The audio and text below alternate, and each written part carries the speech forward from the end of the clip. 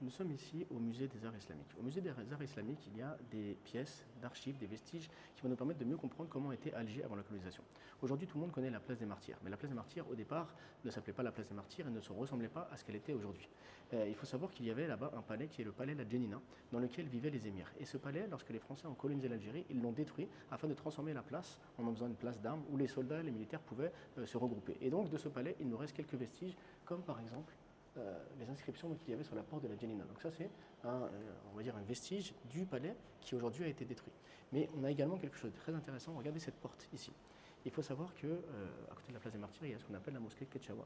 La mosquée de Ketchaoua, telle qu'on la connaît aujourd'hui, n'est pas la mosquée de Ketchaoua d'origine. C'est les vestiges, on va dire, de la cathédrale que les Français ont construit sur la mosquée de Ketchaoua. En fait, la mosquée de Ketchaoua était une petite mosquée donc, qui se trouve en bas de la Casbah, qui a été détruite par les Français. Et lorsqu'elle a été détruite, donc, ils ont par la suite reconstruit dessus une cathédrale qui aujourd'hui a été réaménagée en mosquée. Et ça, c'est la porte de la mosquée d'origine. Et donc, regardez cette porte. Ça nous donne une idée de comment était la mosquée de Ketchaoua, donc sa grandeur, et surtout regardez la beauté de la porte.